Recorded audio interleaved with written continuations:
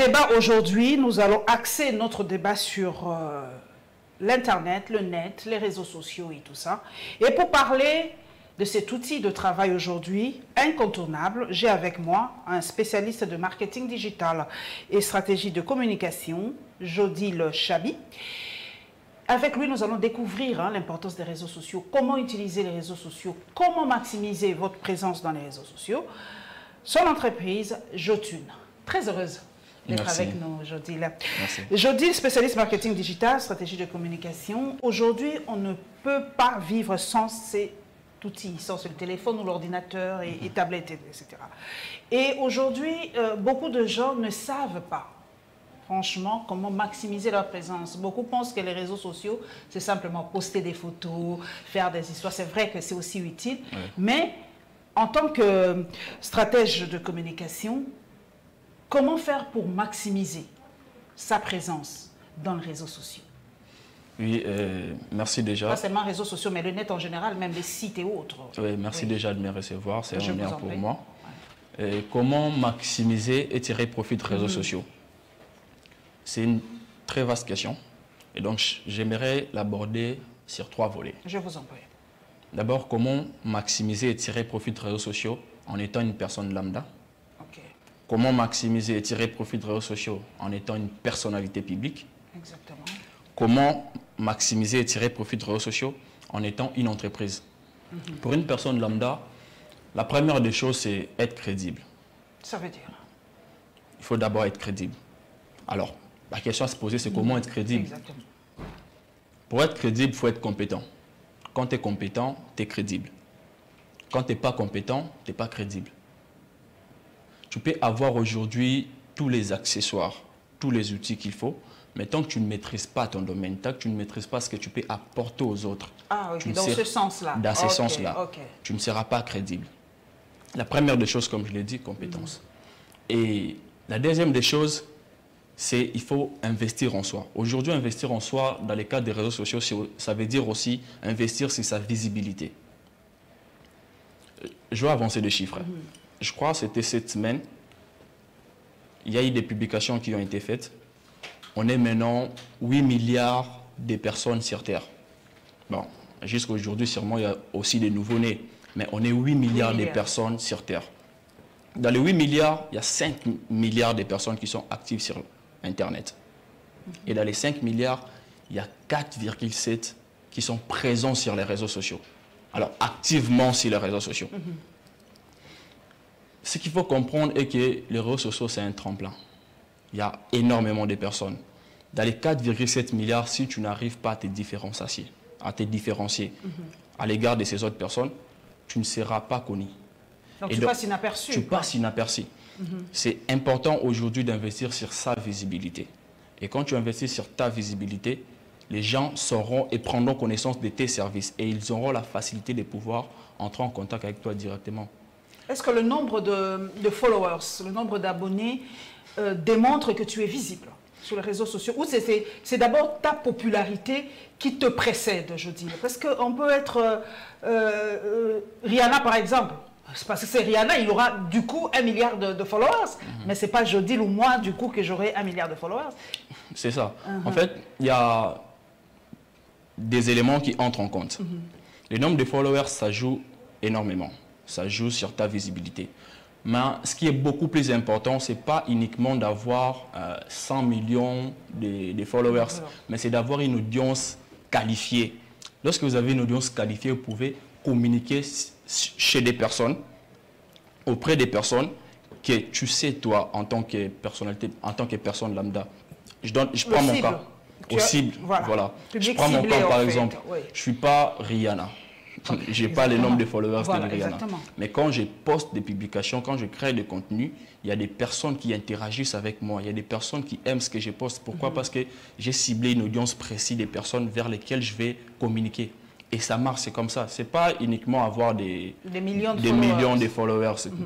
Mais c'est quand même important d'avoir ces followers-là. C'est quand même important d'investir sur sa visibilité. Parce qu'aujourd'hui, ça ne sert à rien d'être les meilleurs designers. Ça ne sert à rien d'être les meilleurs avocats. Ça ne sert à rien d'être les meilleurs journalistes au monde si en même temps, en parallèle, tu es un agent secret sur Internet et que personne ne te connaît. Les gens doivent prendre connaissance de toi. Et c'est très important quand tu es une personne lambda. Et nous, qu'est-ce que nous faisons pour aider la personne, pour aider ces personnes?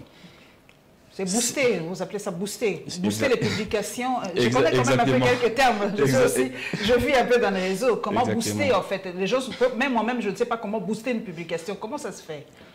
Et donc, la première des choses, nous, quand on est face à une personne lambda, la première des choses, on se rassure que la personne est compétente, d'abord.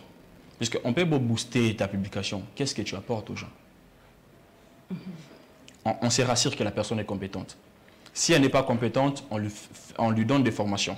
C'est-à-dire en interne chez Jotun, on lui donne des formations. Pour créer des contenus... C'est ça, pour rendre la personne compétente. Dans les cas où la personne est déjà compétente, on renforce juste sa capacité. Exactement. Et la deuxième étape, c'est l'accompagnement. On accompagne maintenant la personne pour les rendre crédibles, comment est-ce qu'ils doivent délivrer ses messages, ses contenus et tout. Et la troisième étape, c'est en termes de visibilité. On booste un peu ses réseaux sociaux. On essaie un peu d'investir sur sa visibilité, puis c'est très important, comme je viens de le dire ici. Oui, vous avez parlé, Jodil, de rendre quelqu'un compétent. Moi, je prends notre exemple. Nous, journalistes, je poste. Comment Jodil va faire pour que mon poste soit visible, qu'il y ait beaucoup de visibilité? Comment tu vas faire? Si ce n'est pas un secret, mais comment tu fais pour rendre cela plus visible? Avec la première des choses qu'il faut savoir est qu'il doit y avoir, en tant que personne, quand tu publies sur les réseaux sociaux, il doit y avoir une fréquence de publication. Aujourd'hui, les personnes publient juste comme ça. C'est-à-dire, j'avais publié à 9 h par intuition, et j'ai encore eu une intuition.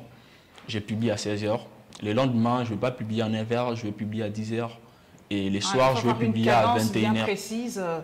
C'est très important. Moi, j'ai publié au moins 170 tweets par seconde. Je confirme, je confirme. Pour quelqu'un qui vous suit sur les réseaux sociaux, je confirme. Je publie au moins une centaine de tweets par jour. Et donc, c'est très important d'avoir une fréquence de publication. Les algorithmes s'adaptent à votre façon d'usage, la façon dont vous utilisez la plateforme. Et lorsque vous avez une fréquence mise en place, c'est-à-dire, je vais publier 4 à 5 fois les jours, je publie le matin, je publie à midi, je publie. Quand vous respectez ça, les algorithmes aussi vont commencer maintenant vont s'adapter à votre façon de faire et vont par après commencer à propulser, on appelle ça la portée organique. Va commencer maintenant à propulser vos différentes publications. C'est très important d'avoir ça. Et en second lieu, il faut maintenant avoir une ligne éditoriale aussi. C'est très important. Une ligne éditoriale, un calendrier éditorial. Aujourd'hui, il y a des gens, il y a même des entreprises, malheureusement. Il y a même des entreprises qui publient ou soit qui communiquent par intuition. Moi, je dis souvent que la communication d'une entreprise ne s'improvise pas. Vous ne pouvez pas venir, tu es en charge des communications d'une entreprise, vous publiez juste pour publier. Généralement, ça se fait comment sur les réseaux sociaux? Vous verrez, il y a une entreprise, les lundis, ils publient bon début de la semaine. Et le week-end, bon week-end. Bon week-end. C'est tout. Au courant de la semaine, peut-être il fait des offres. Tel arrivage est venu chez nous. En vrai, on ne peut pas vous suivre uniquement en tant qu'entreprise parce que vous nous souhaitez bon début de la semaine. Vous devez apporter quelque chose de plus. Vous devez vous différencier de la concurrence. Et ça passe aussi par la communication.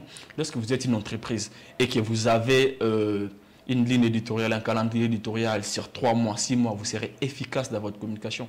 Et nous accompagnons aussi les entreprises dans ce sens. Nous nous adressons à nos médias, hein, on se vend un peu. Parce que vraiment, ça, c'est un peu nous. Une entreprise comme Perfect Télévision, comme ça, qu'est-ce qu'elle doit faire pour être plus visible? Pratiquement, on aime les exemples pratiques. On doit poster des émissions, qu'est-ce qu'une chaîne de télé doit poster pour se rendre visible? Que ce soit sur YouTube, bon, YouTube, ça aussi on va poser une question, mais par exemple une télé classique comme ça, comment faire pour se rendre plus visible? Peter, tiens, il écoute bien. La première des choses, comme je l'ai dit, c'est d'abord avoir une ligne éditoriale, publier et tout. Et la chaîne, déjà en elle-même, elle a des contenus, elle a des émissions. Il faut maintenant aller du simple fait que la chaîne communique ou soit fait ses émissions uniquement pour son audience. Il faut commencer par développer la communauté de la chaîne. Quand Papimbo a créé sa communauté, c'est ça? Exactement. Et c'est nous qui avons été à l'œuvre de ça. Ah, je comprends. Maintenant, je comprends. Moi aussi, je vais créer ma communauté. Ah, merci, je dis. Parce que je ne comprenais pas le fait que Papi Mboma parle tout le temps de communauté, de communauté. Ah, il faut créer son espace, en fait. C'est ça. Ah ouais, je vois. En fait, c'était... Je m'aimerais partager un peu cette expérience. Oui. C'est magnifique avec Papi. En Ouais. tout cas, je vois qu'il est vraiment en contact avec, avec sa communauté, sa base, en fait. Exactement, Ouais. exactement. C'est comme ça qu'on l'appelle. La communauté qui s'appelle la communauté en même temps. Ok. Et donc, la première des choses, on a posé les why. Les why, c'est les pourquoi. Pourquoi Ok. est-ce qu'il fait tout ça? Pourquoi est-ce qu'il est journaliste? Répondre juste par vocation, juste par passion à cette question, c'est une réponse pas incorrecte, mais insuffisante. Insuffisante. Ok. C'est-à-dire qu'il faut aller au-delà du simple fait que c'est la passion. Si quelqu'un crée une marque de lotion, par exemple, et que je lui ai posé la question, pourquoi est-ce que vous avez créé cette marque de lotion? S'il me répondait juste parce que je veux avoir de l'argent, c'est insensé. C'est insensé. Il faut développer une communauté autour de la personne, autour de son activité et au-delà de son activité. C'est ce qu'on a fait avec Papi Mboma. Et même le nom de la communauté, on ne s'était pas mis d'accord au début. On ne s'était pas vraiment mis d'accord au début. On lui a fait voir que non, c'est très important. Il y a des personnes, on a fédéré un groupe de personnes autour de votre activité, autour de votre personne. Maintenant, on doit aller au-delà. Pourquoi au-delà? Parce que c'est une personne, il ne peut pas se limiter, lui, en fait, l'émission qu'il fait ne lui caractérise pas en tant qu'une personne. Il ne peut pas se limiter là, il peut aussi se lancer dans d'autres aventures. Est-ce que son audience, est-ce que les personnes qui lui suivent dans l'émission peuvent aussi lui suivre dans d'autres aventures? En dehors de l'émission. Justement, Okay, c'était okay. ça la question. Okay. C'était ça la question. Et donc, on a développer une communauté autour de lui et au-delà même de sa personne. Aujourd'hui, il peut se lancer dans d'autres domaines, dans d'autres aventures. Ces personnes-là vont le suivre parce qu'ils partagent déjà ses valeurs, ses missions et ses objectifs. Ah, j'ai compris, je comprends. Maintenant, comment vous faites pour savoir cette communauté? Quels sont les critères? Par exemple, pour Paulette Kimout, vous avez choisi quels critères? Les intellectuels, les politiques? Comment vous faites? Il y a le public cible de Paulette Kimout, ce sera quoi, par exemple? Oui. Pour Paulette Kimout, puisqu'on a pris votre exemple. C'est mieux de parler de moi au lieu de... Je me vois un peu, oui. Pour Paulette Mountou maintenant, la première des choses, comme je l'ai dit, on va commencer par poser les why, et pourquoi est-ce que vous faites tout ça. Et en second lieu, on va maintenant poser votre identité de marque personnelle. Quelle est votre mission? Quels sont vos objectifs? Quelles sont vos valeurs? D'abord ça. Et c'est sur base de ça qu'on va ressortir votre audience. Puisque si par exemple vos valeurs à vous ne vont pas de pair avec l'audience que vous avez ciblée préalablement, ça ne va pas marcher. C'est-à-dire vous serez là en train de parler, mais ça sera en vain. C'est pourquoi vous remarquerez, il y a beaucoup de professionnels des médias qui disent j'ai une émission, j'estime avoir une bonne audience, mais je me demande pourquoi il n'y a pas de sponsor. Pourquoi il n'y a pas de sponsor? Justement, les sponsors, ce sont des marques, ce sont des entreprises. Ils ont des valeurs, ils ont des missions. Ils ne peuvent pas venir allier leurs valeurs des marques à vos valeurs à vous, en tant que journaliste, en tant qu'émission, si cela ne va pas de pair. C'est très important pour eux. Ce n'est pas que question d'audience. Ils veulent se rassurer que si je viens via l'audience de tel ou tel autre journaliste, telle ou telle autre émission, vu que cette personne-là a presque à peu près les mêmes valeurs que notre entreprise, ce qui veut dire que ces valeurs sont partagées aussi auprès de son audience. Quand nous, on va venir via son audience, on a la facilité de pouvoir convertir ces gens-là et les rendre à nos clients. Il y a une grande communauté qui te suit, donc exactement, le produit sera plus visible. Et donc tout ça là, ça entre en compte. Donc vous faites tout ça, ça se fait, donc il y a toute une équipe pour ça qui étudie tout ça. Exactement. Donc Jotune, c'est ça son rôle. Est-ce que vous avez déjà beaucoup de gens qui comprennent, qui viennent à vous pour ça aujourd'hui? Exactement, nous avons... Pas seulement les journalistes, est-ce qu'il y a d'autres corps de métier aussi qui viennent? Exactement. Ce n'est pas pour essayer un peu d'inventer l'entreprise, mais on estime être la meilleure agence digitale dans ce sens ici en RDC. Et dans peu de temps en Afrique centrale, on travaille avec des professionnels comme Papi Mboma, on travaille avec l'honorable Moussa Kalema, on travaille avec des entreprises comme Seprocom, comme Happiness Empire, c'est une marque. On travaille avec une entreprise malgache, Max Café, leader de son marché au Madagascar. On travaille avec Booming Service, c'est une entreprise qui est implantée ici et aux États-Unis. Et donc, on apporte vraiment notre expertise auprès tous ceux-là qui ont besoin de nous et on est aussi ouvert à toutes les personnes qui... Moi, je suis déjà votre prochain Papi Mboma, il faut déjà mettre dans la liste. Mais le gens aussi, de fois, je dis, il faut le dire, ont peur du coût. Ça coûte excessivement cher de venir auprès de vous. C'est vraiment... Je vous le dis, moi-même, j'en sais quelque chose. Donc, ce n'est pas facile. Alors, comment rendre vos services accessibles? Tout le monde n'a pas un portefeuille garni, il faut le dire aussi. Est-ce que, côté social, Mwandamou, il n'y a pas? Exactement. C'est pas que nous diminuons la qualité de nos services, mais on a quand même des packages. Oui, quand même. On a des packages. Oui. Les mêmes services, mais peut-être il y a d'autres avantages à moi, mais ça reste quand même la même qualité de service et on tient toujours à, à une meilleure qualité de service. Pourquoi? Si vous vous rappelez très bien, notre maître mot est la satisfaction client. Ouais. On tient toujours à ce que les clients soient satisfaits. Et donc, on a des packages que vous soyez une personne lambda, que vous soyez une personnalité publique, que vous soyez une entreprise, n'ayez pas peur, contactez-nous. On est là, on va vous servir. Moi d'ailleurs, je vous le dis, moi on avait piraté mes comptes et je l'ai récupéré. En tout cas, j'ai récupéré mon compte Twitter grâce à... J'attendais que vous le fassiez en pleine émission. Voilà, ça me fait plaisir. Voilà, j'ai récupéré mon compte Twitter avec 60 000. Attendez, je vérifie un tout petit peu parce que... Plus de 70 000. Non, je ne suis pas encore à 70, mais j'y vais. Je suis à 60 414 abonnés. Donc j'ai pu récupérer ces comptes, c'était grâce à Jotune. J'ai récupéré mes pages Facebook grâce à Jotune parce que ces derniers temps, il y avait beaucoup de hacking. Ouais. Il y avait une vidéo là, bon, le terme vous le savez, et ça a attiré beaucoup de gens et beaucoup de gens ont perdu leur page en voulant cliquer sur... Parlez-nous un peu de ces liens. Comment savoir que ce lien-là, je dis, peut être le passage pour se faire hacker? Aujourd'hui, lorsque les gens... Il y a plusieurs manières pour que vous puissiez vous faire pirater sur les réseaux sociaux. La première des manières, s'il y a un de vos amis Facebook qui s'est fait pirater et que les hackers veulent maintenant vous pirater, il va passer via les comptes de votre ami qui est déjà hacké. La méthode simple, j'ai un problème sur Facebook, sur mon compte Facebook, je n'arrive pas vraiment à me connecter. Priez de m'envoyer votre numéro de téléphone.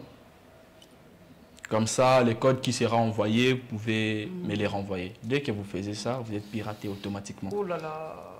La deuxième façon, c'est via les liens. Ah, ça c'est vraiment les liens. Ouais. C'est là où les gens tombent vraiment dans le panneau. Il y a les liens. Moi, j'ouvre difficilement les liens. Je n'aime plus ouvrir les liens comme ça. On peut vous dire... Récemment, il y a eu une attaque massive vraiment avec Facebook, des liens pornographiques, il faut le dire, c'était vraiment ça. C'est ça, avec des liens pornographiques et tout. Mais il n'y a pas que des liens pornographiques, d'autres viennent même avec des promotions. Oh, on peut se faire hacker avec des promotions? Oui, ils vous disent que voilà, si vous cliquez sur ces liens, vous allez avoir un rabais de 50 ou soit 90% sur les prix, voilà tel produit et tout. Lorsque vous le faites, vous serez hacké. Simplement parce que lorsque vous cliquez sur ces liens et ils arrivent à récupérer la session active de votre téléphone et donc ils ont la facilité d'accéder à votre compte. Maintenant, la troisième façon, la troisième méthode qu'ils utilisent, là c'est direct via les pages. Ils visent des pages Facebook à forte audience. Ça c'est moi. Toutes les pages étaient parties. Hein. Ouais. Généralement, ils font comment? Ils peuvent vous contacter. Puisque sur Facebook, il y a la possibilité de monétiser sa page. Mais en Afrique, la monétisation, ça passe vraiment pas. Nous, on n'a pas cette chance-là de se faire payer. Hein. Oui. Sur Facebook, ce n'est pas encore opérationnel en Afrique, mais c'est possible de monétiser sa page. Et donc, sachant cela, sachant que lorsque vous avez une forte audience, vous êtes susceptible de vouloir passer à la monétisation de votre page. Et donc, ils vous contactent. Ils vous disent, OK, nous sommes une marque. Nous voulons juste commencer à publier des contenus chez vous. Ah, ça s'est passé plusieurs fois chez moi aussi. Ouais. Hein. Oui, voilà, vous avez autant, je veux aussi. Ah, c'est ça. Oh là là. Nous voulons passer des publicités chez vous. Ils vont vous donner des prix hors normes, du jamais vu vraiment. Ils vont vous dire, on va vous payer 7 000 $ la semaine. Ouais. On me l'a déjà proposé une fois. 10 000, moi c'était 10 000 d'ailleurs, 10 000 à 15 000. 10 000 à 15 000, voire plus la semaine. Et vous C'est normal, vous avez une page, vous avez développé une communauté, vous avez une audience, la monétiser, c'est la moindre des choses. Vous dites sûrement, je dois monétiser pour gagner via mon audience. Et donc, qu'est-ce qu'ils font? Vous commencez par leur envoyer votre adresse email. Envoyez-nous votre adresse email, on va vous ajouter et tout. Lorsque vous envoyez votre adresse email, et ils ont un compte spécial, comme les appelle sur Facebook. Il y a des comptes business sur Facebook. Et via ces comptes business, ils ont la facilité d'entrer directement dans votre compte Facebook et dans votre page Facebook. En tant que manager. Administrateur? Non, manager. Puis chez Facebook, il y a plusieurs étapes. Okay. Vous pouvez être éditeur, annonceur, vous pouvez être administrateur, mais il y a aussi des managers des pages. Et donc les managers des pages, ils sont au-dessus des administrateurs. Ils peuvent vous liquider facilement. Lorsque vous acceptez ces deals-là et qu'ils vous envoient les liens, vous cliquez sur les liens. Vous acceptez de leur donner accès à la page pour pouvoir publier des contenus et ensuite vous payez comme vous êtes attendu. Malheureusement, la première des choses qu'ils font lorsqu'ils ont sur la page, c'est de vous enlever sur la page. Ils vous fait quitter sur la page, vous bloquent les accès et vous ne serez plus... Mais eux, ils vont utiliser votre page. Oui, ils vont utiliser votre page. Et c'est ça même les dangers, puisqu'ils risquent même de détruire votre image, l'image que vous développez et tout.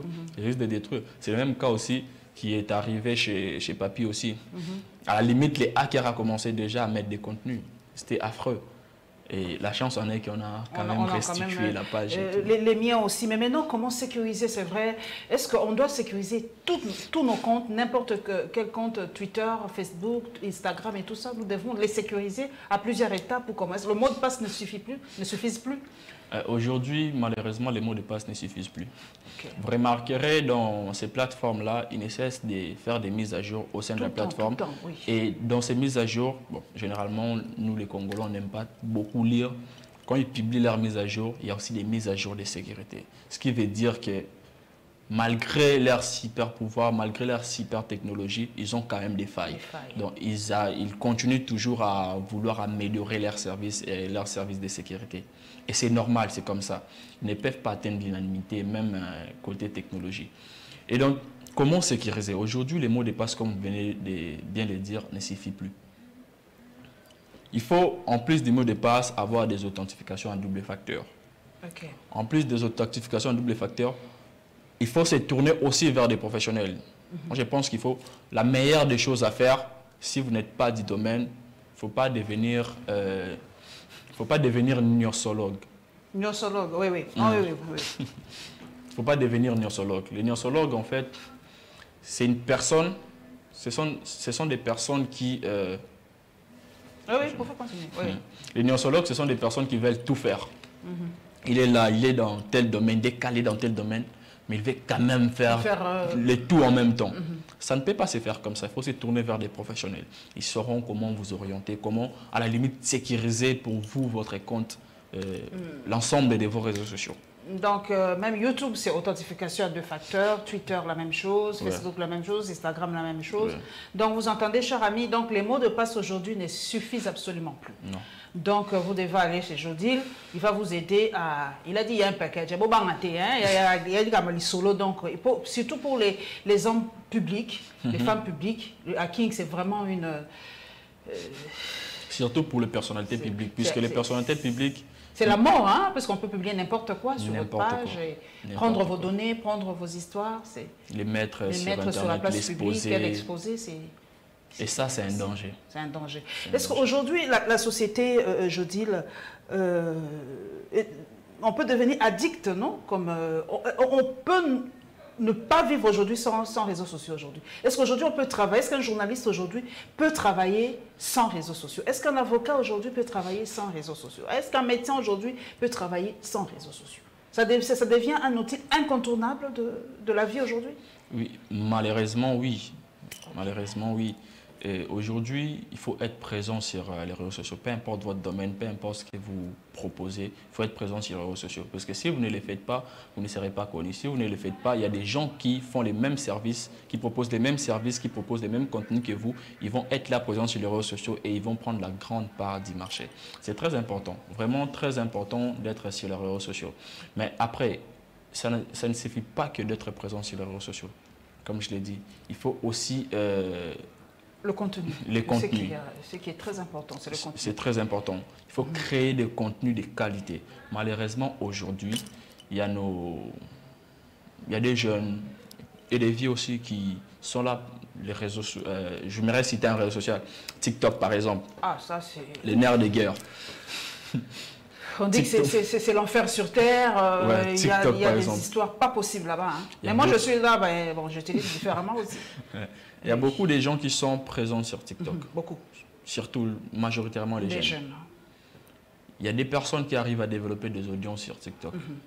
Mine de rien, peut-être ils ne savent pas comment ils les font, mais ils arrivent quand même à développer une audience. D'ailleurs, en Europe, aujourd'hui, il y a des prix pour le meilleur vidéo TikTok, le meilleur TikToker. Et aujourd'hui, c'est un tremplin pas possible, si vous l'utilisez très bien aujourd'hui. Exactement. Et donc, comment tirer profit, par exemple, des TikTok? Quand vous arrivez à développer beaucoup, quand vous avez beaucoup de followers qui vous suivent et tout, il faut, comme je l'ai dit précédemment, c'est très important d'avoir une identité de marque personnelle. Lorsque vous avez une identité de marque personnelle, les entreprises peuvent faire des placements de produits via votre audience. Ça se fait beaucoup. Moi, je vois beaucoup des Européens font maintenant des placements de produits. Des placements de produits. Mais malheureusement, chez nous ici, il y a des personnes qui s'exhibent sur Twitter, à la limite, pour ne pas dire... Indécent, hein? Indécent. C'est vraiment indécent. C'est vraiment indécent. Oui. Et donc, ces personnes-là, des fois, je suis en contact avec d'autres personnes, des fois, je vois des proches, quand ils publient des contenus sur TikTok. Bon, après, moi, j'aime pas vraiment trop TikTok, mais je suis forcé d'y être par rapport à votre travail. Par rapport à mon travail. Et donc, je regarde, je leur pose la question, c'est quoi l'objectif?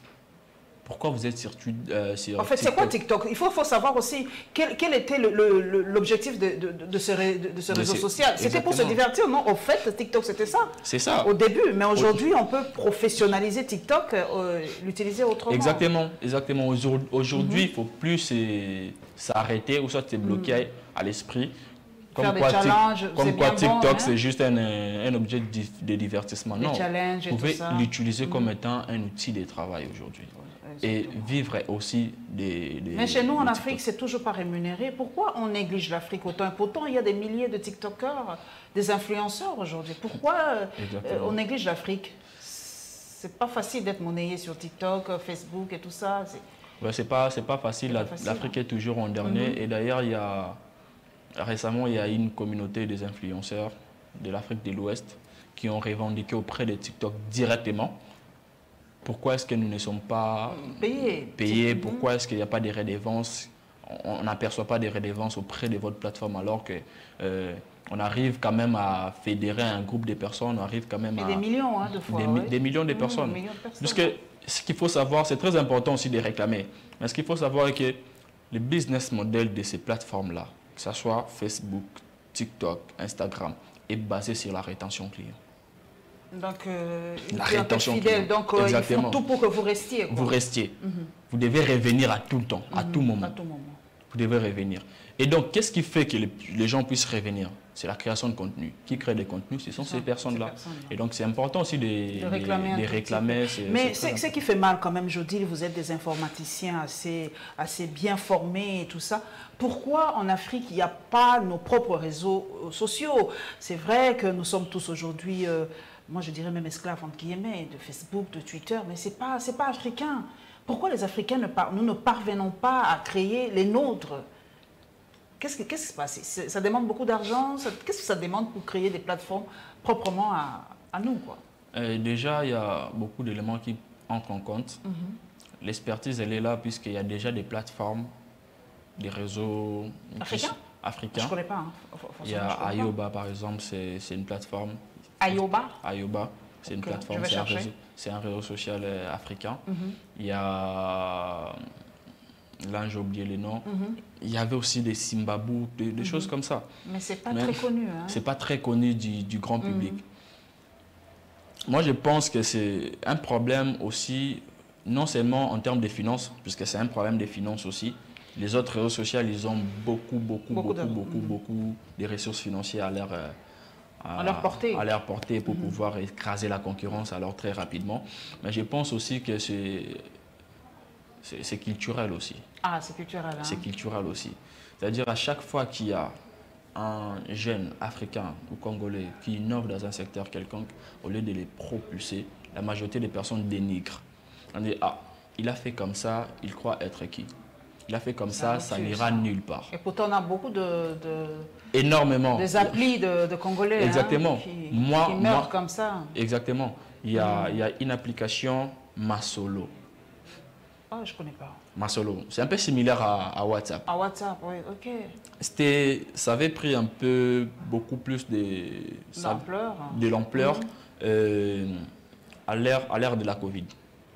Parce qu'il y avait à l'ère de la Covid, beaucoup de gens étaient à la maison et tout. Donc ça avait pris un peu de l'ampleur. Mais là, c'est encore down, comme on venait de le dire. Mais c'est une très belle application. À la limite, moi, je trouve qu'il y a des fonctionnalités beaucoup plus enrichissantes sur Masolo que sur WhatsApp. Est-ce que c'est déjà sur Google Play ou C'est sur Google Play et puis c'est aussi sur App Store pour les iPhones. On va chercher. Mais c'est peut-être ça, on ne martèle pas assez, on ne parle pas assez de ça et les jeunes ne connaissent peut-être pas. Moi, c'est la première fois que j'entends parler de Masolo. On est tous sur WhatsApp, on est tous sur les plateformes des autres parce que c'est vrai, c'est question d'argent aussi, hein, il faut le dire. Alors, je dis aujourd'hui, la création des contenus, puisque ça tue beaucoup. Les gens sont là, mais j'ai un compte Facebook, mais je ne sais pas quoi écrire. Pas quoi dire. Est-ce que vous aidez les gens à le faire? Comme par exemple quelqu'un qui a une boutique, par exemple. Qu'est-ce qu'il peut faire pour rendre cela visible? Quel est le contenu? Simplement, parce que moi je vois souvent, on met simplement les sacs et puis c'est tout. Et puis c'est tout. Et puis c'est tout. Alors comment rendre ça plus attrayant? Surtout pour le e-commerce qui prend quand même un peu d'ampleur aujourd'hui. Exactement, exactement. Lorsque vous êtes un e-commerce, lorsque vous êtes une entreprise, pour tirer profit des réseaux sociaux aujourd'hui, en dehors de ce que j'avais dit précédemment, qu'il ne faut pas improviser votre communication, ne soyez pas pressé de prendre aussi avant d'avoir donné. Vraiment, les gens sont pressés de prendre de l'argent auprès des clients sans pour autant donner quelque chose. Moi, par exemple, sur mes réseaux sociaux, je publie des astuces, je publie des conseils, business, que ce soit sur les réseaux sociaux. Oui. Je donne ça gratuitement, je ne suis pas pressé de prendre auprès de mon audience. Je donne ça gratuitement. Pourquoi? Parce qu'il y a des gens qui m'écrivent, j'ai appliqué tes conseils et ça a marché.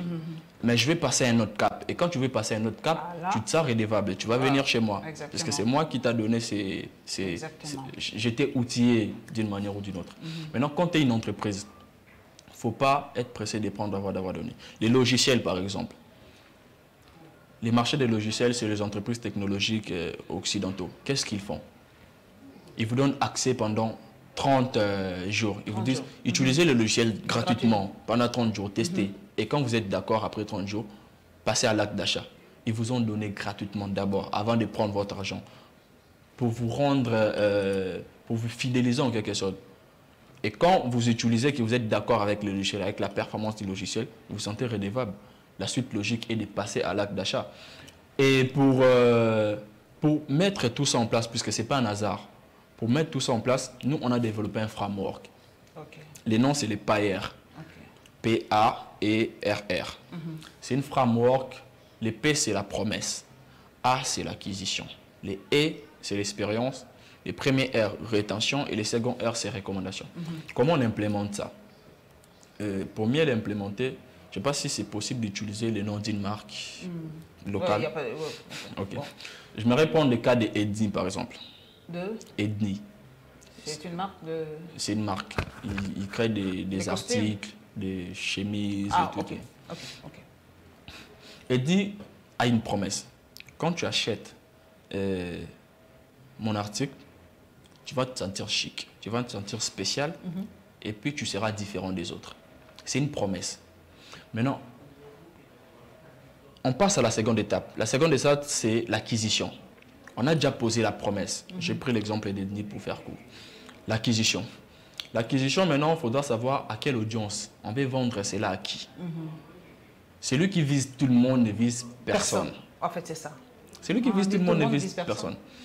Il faut savoir que ce que je propose, moi, est adressé aux jeunes. Ce que je propose, moi, est adressé aux hommes ou aux femmes. Il faut avoir tout ça avoir son cible. Vraiment. Exactement.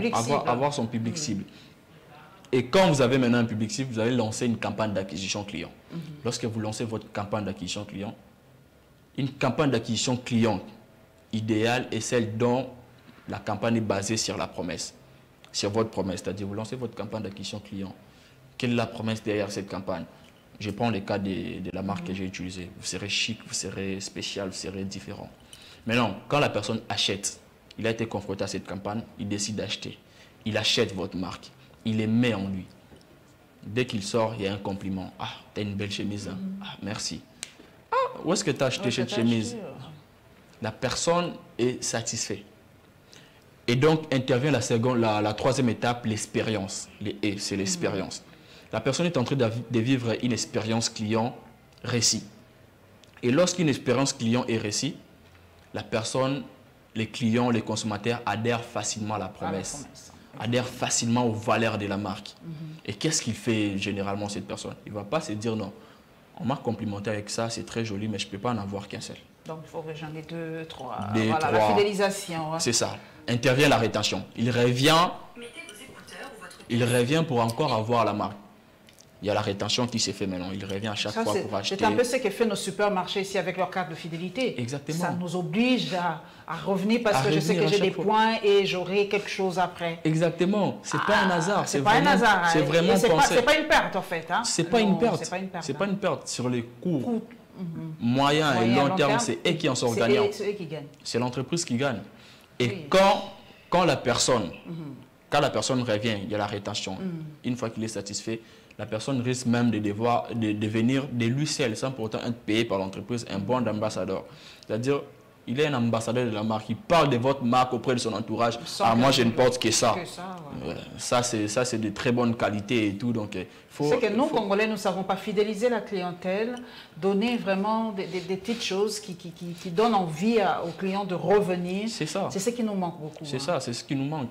Et quand la personne recommande, maintenant, il recommande des clients. Qu'est-ce qui se passe quand un client recommande? Lorsqu'il recommande, généralement, vous avez un canal d'acquisition client via votre campagne d'acquisition. Vous avez un canal où viennent les clients. Bouche à oreille, c'est encore plus fort. Hein? Il y a des bouches à oreille, il y a vos publicités sur les réseaux sociaux. Vous avez plusieurs canaux d'acquisition client. Maintenant, à chaque fois qu'il y a recommandation, vous avez une acquisition client en baisse, c'est-à-dire un coût d'acquisition client en baisse.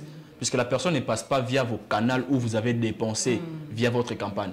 Il passe sans pour autant dépasser, mais il vient quand même acheter. Vous gagnez. Vous gagnez. Oh là là. Tout ça, il faut le savoir. C'est vrai que toutes ces petites astuces, il faut le savoir. Parce que moi, il fallait que mes pages tombent en panne, entre guillemets, pour que je connaisse Jodil via Papi Mboma. Merci à toi parce que là, il était très cool. Il m'a donné votre numéro sans tergiverser. Et j'ai récupéré mes comptes. Et aujourd'hui, avec Jodil, je vais créer aussi ma communauté parce que c'est très important aujourd'hui. Même aux États-Unis, lors des présidentielles, des campagnes, c'est avec ça. Hein. Barack Obama a gagné avec les jeunes grâce au téléphone, au réseau à l'époque. Il était le premier à avoir utilisé les réseaux lors des campagnes présidentielles. Aujourd'hui, il faut vraiment parier sur le numérique, sur les réseaux. C'est très, très, très important. Très important. En tout cas, amis journalistes, en tout cas, contactez Jodil. Je vais mettre son numéro de contact. En tout cas, protégez vos pages. Créez vos communautés, les télévisions, Peter Tiani, Perfect TV, le contenu est très important. Donc, sécurisez nos pages, sécurisez-nous et voilà. Et créez vos propres communautés, ayez un public cible, puisque Jodil l'a dit, en voulant tout avoir, vous n'avez rien. C'est lui qui vise tout le monde. Qui vise tout le monde, ne vise personne. Merci Jodil, en tout cas, merci à toi, merci à vous, chers téléspectateurs.